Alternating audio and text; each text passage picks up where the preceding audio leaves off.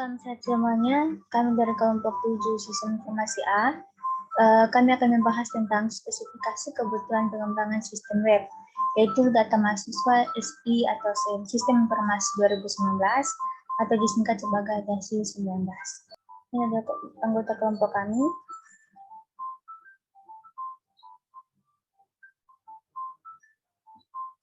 Ini adalah yang pertama, identifikasi sistem.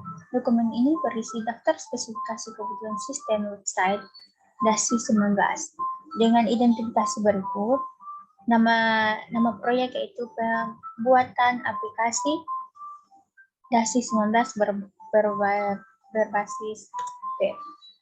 Kemudian nama produk DASI 19 dengan ID produk yaitu 1611073. Yang kedua yaitu deskripsi sistem.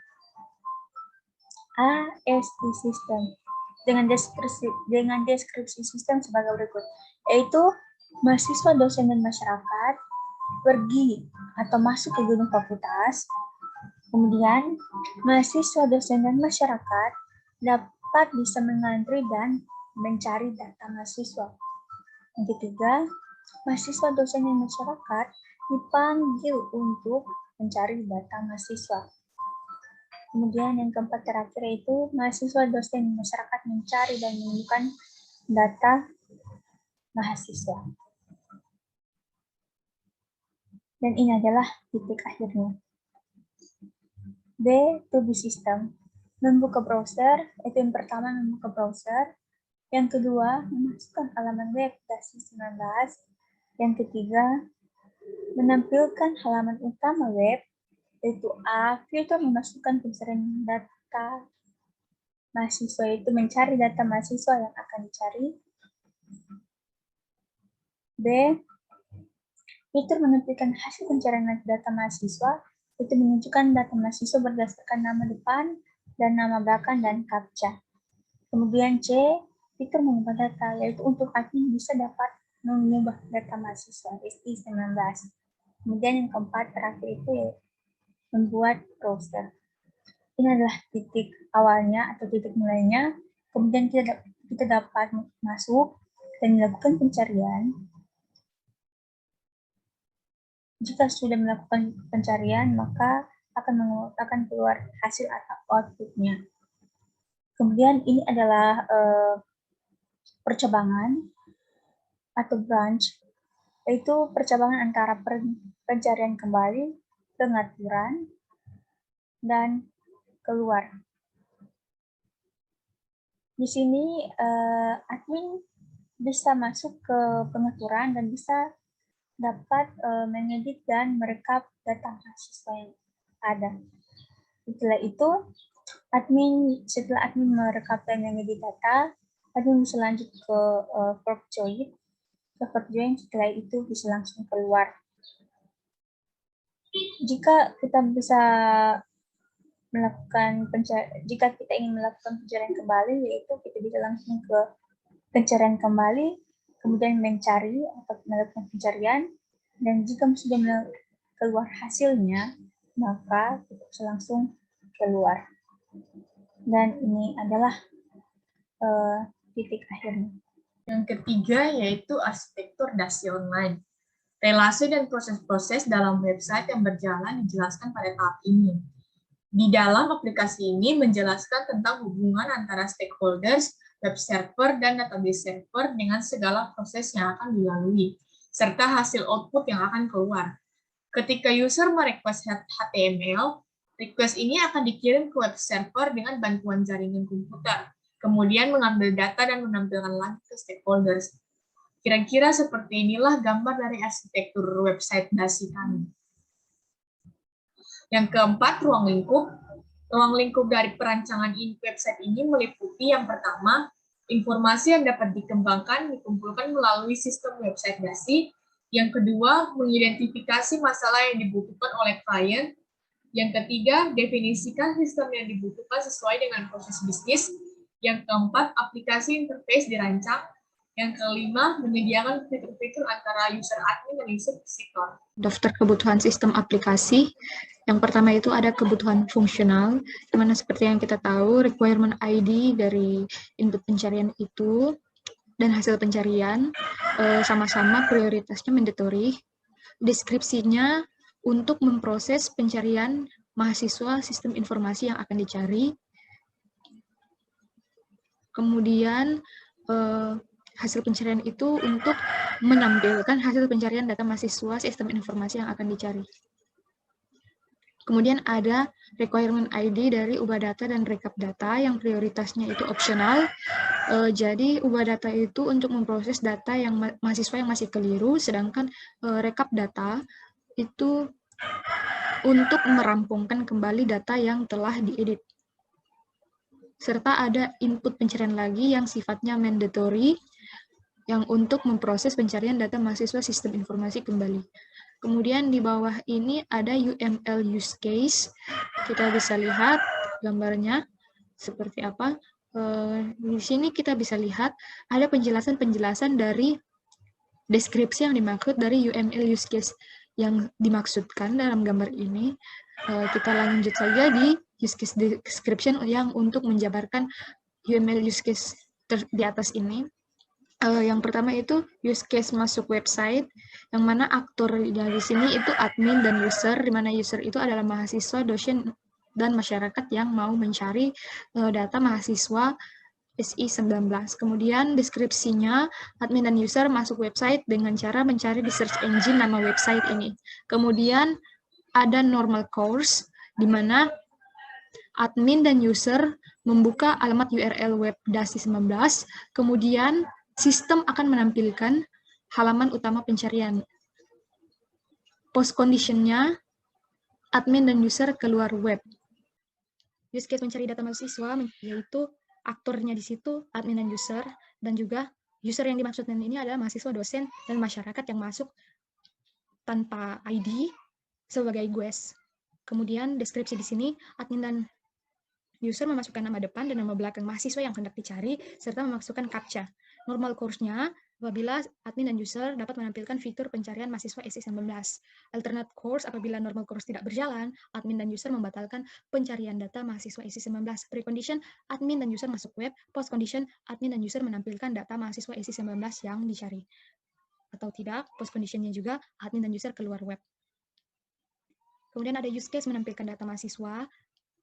Aktornya di sini admin dan user masih sama. Deskripsi admin dan user dapat menampilkan data mahasiswa SI yang dicari. Normal course, yang pertama itu admin dan user dapat menampilkan fitur data-data mahasiswa SI19 dari sistem yang telah terdata. Yang kedua, admin dan course mencari kembali data mahasiswa lain. Alternate course itu apabila normal course yang kedua itu tidak berjalan sesuai kondisi, maka ada alternatifnya, yaitu admin dan user tidak mencari data mahasiswa lain. Precondition, admin dan user memasukkan nama depan dan nama belakang mahasiswa yang hendak dicari serta CAPTCHA. Post condition, admin dan user keluar web. Kemudian ada use case mengedit data mahasiswa.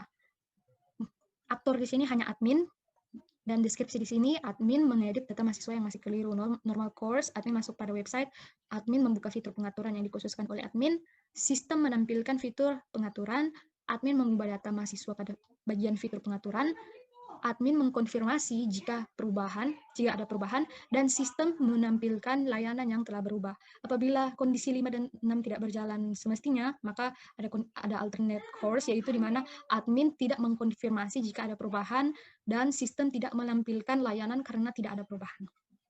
Post condition-nya adalah sistem menampilkan layanan yang telah berubah, dan admin keluar web. Use case merekap data. Aktornya masih admin mengkalkulasi, deskripsinya admin mengkalkulasi jumlah data mahasiswa SI19 dan merangkumnya. Admin dapat memilih fitur pengaturan. Yang kedua, normal course-nya, admin menampilkan hasil rekap data mahasiswa SI19. Ketiga, admin dan yang ada pada sistem menampilkan rekap data mahasiswa SI19. Alternate course, apabila kondisi 2 dan 3 tidak berjalan semestinya, pegawai dan dosen membatalkan rekap data mahasiswa SI19, di mana admin itu bisa pegawai, bisa dosen. Kemudian sistem tidak bisa menampilkan rekap data mahasiswa SI19. Precondition itu dari admin mengedit data mahasiswa yang masih keliru. Post condition admin melihat hasil perekapan data mahasiswa SI19 dan admin keluar website. Jika keluar website, aturnya bisa admin dan user. Deskripsi, admin dan user keluar dari website. Normal course, admin dan user keluar dari website. Alternate course, admin dan user masih mau mencari data mahasiswa lain. Precondition, admin dan user sudah selesai mencari data atau tidak jadi mencari data mahasiswa yang lain yang akan dicari. Post condition, browser atau desktop. Selanjutnya 5.4, kebutuhan antarmuka atau interface. Dapat dilihat pada tabel di bawah ini. Yang pertama, request ID nomor 1, itu prioritasnya opsional dengan deskripsi stakeholders dapat melihat fitur-fitur yang telah dibuat. Yang kedua, 1.1, prioritas mandatory. Sistem website DASI 19 online menampilkan data diri setiap stakeholders. Dan yang kedua, prioritas mandatory. Sistem website DASI 19 online menampilkan informasi melalui fitur yang disediakan kepada stakeholders. Untuk tampilan masuk akan tampak seperti gambar di bawah ini, di mana pengguna akan memasukkan nama depan dan nama belakang. Kemudian, random numbers akan digunakan untuk memasukkan captcha di sini. Klik search untuk mencari nama yang akan pengguna cari. Tampilan keluar untuk admin. Untuk admin dan pengguna sama saja tampilan keluarnya. Hanya saja untuk admin ada opsi untuk ubah data, yang dimana kalau misalnya admin ingin mengubah data, maka outputnya akan seperti ini. Ini sudah saya isi dengan menggunakan data saya sebagai contoh. Jika ingin menggunakan data lain, maka tampilan pas dibukanya itu tidak seperti ini, malahan akan kosong dan tinggal diketik nama saja, tinggal diketik data dirinya, kemudian klik simpan. Setelah klik simpan, maka data ini akan tersimpan di rekap di sini. Jika ingin melihat hasil rekapan data yang telah kita buat, klik rekap ini, kemudian akan tampil seperti ini. Tinggal klik salah satu nama dari hasil rekapan ini, maka semua data dirinya dari mahasiswa tersebut akan ditampilkan. Untuk tampilan user akan seperti ini, atau pengguna. Outputnya ya seperti ini.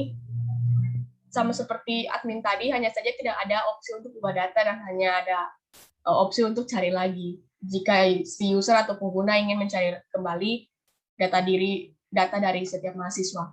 Kebutuhan basis data, di mana di sini kita bisa lihat requirement ID pertama itu prioritasnya mandatory, deskripsinya requirement ID 1 itu sistem website dapat menyimpan data yang dimasukkan ke dalam database. Kemudian ada requirement ID 1.1, prioritasnya mandatory juga, yang mana sistem website harus memproses data yang dimasukkan oleh admin dan user. Kemudian requirement ID 2, prioritasnya mandatory, sistem harus menyimpan pengeditan data mahasiswa yang dilakukan. Kemudian di sini ada tabel objek dan kelas, di mana user, admin, dan DASI 19 itu sama-sama adalah suatu kelas. Berikut ada kelas diagram. Mohon maaf, ini sebenarnya ada tanda panah ya. Ada tanda panah. Jadi admin dan user itu saling berhubungan, saling bisa mengedit. Admin bisa mengedit data SI19 dan data SI19 bisa dikomputasikan, bisa diperbaiki, diubah, direkap oleh admin. Sedangkan user hanya bisa mencari dan melihat data mahasiswa SI19. Kemudian di bawah ini ada sequence diagram untuk kebutuhan sistem DASI 19. Nah, kita bisa lihat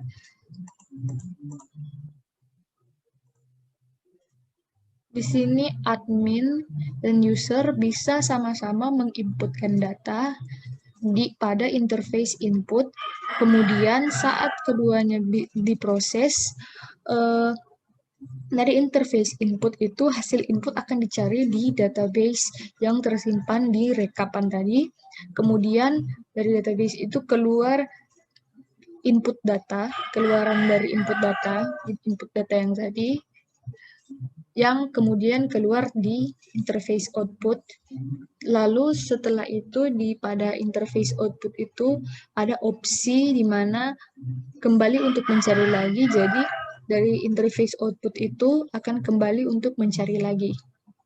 Kemudian dari admin mempunyai hak dan bisa untuk mengkontrol, mengubah dari database yang ada. Jadi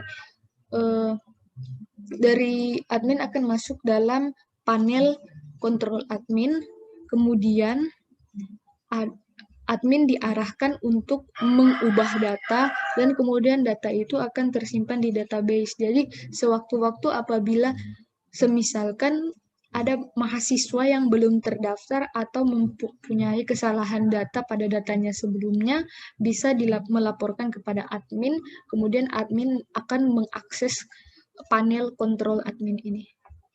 Kemudian di bagian ERD atau di kepanjangannya yaitu Entity Relational Relationship. Di sini ini adalah ERD-nya. Di sini ada 3 entitas yang kami gunakan, yaitu admin, user, dan DAS-19 yaitu sebagai objek. Di sini admin dan user dalam hubungannya yaitu menuliskan nama depan, nama belakang, dan captcha itu sama juga dengan admin. Kemudian outputnya di sini yaitu keluar nama lengkap, tempat tanggal lahir, NIM, jenis kelamin, nomor telepon, sosial media, asal nama, dan alamat. Kemudian kamus data di sini yaitu tabel pada cari, itu field nama depan, nama belakang, dan captcha di sini. Yaitu menggunakan tipe data varchar. Tipe data varchar sendiri itu bisa tipe data karakter atau yang sering digunakan. Kemudian yang sebagai pemerik di sini yaitu nama depan dengan defaultnya yaitu 0. Kemudian tabel DASI 19. Di sini field sebagai tipe data integer di sini yaitu NIM, dan nomor ponsel integer sendiri itu tipe data bilangan, yaitu tipe data angka atau bilangan bulat. Kemudian sebagai tipe data varchar di sini yaitu nama lengkap, tempat tanggal lahir, jenis kelamin, alamat, sosial media, dan asal SMA. Kemudian primary key di sini yaitu NIM, dan defaultnya di sini semuanya menggunakan 0. Studi kelayakan finansial, ya kita bisa lihat dari sini kami mendapatkan ROI-nya itu 4,81% dan BEP-nya itu 4 tahun. Bisa dilihat dalam tabel cost estimation-nya seperti bagaimana, sehingga bisa mendapatkan ROI dan BEP seperti ini. Kemudian lanjut, dalam sebelumnya sudah pernah ada di KAK. Jadi function point estimation TUFP itu mendapatkan 71 dari website kami DASI 19. PC-nya processing complexity itu mendapatkan 7 totalnya. TAFP atau total adjusted function point itu mendapatkan adjusted processing complexity atau PCA-nya itu 0,72 sehingga dikatakan sebagai simple system, dan total TAFP-nya itu 51,12. Line of code-nya itu kami menggunakan Java, jadi Javalog itu 55.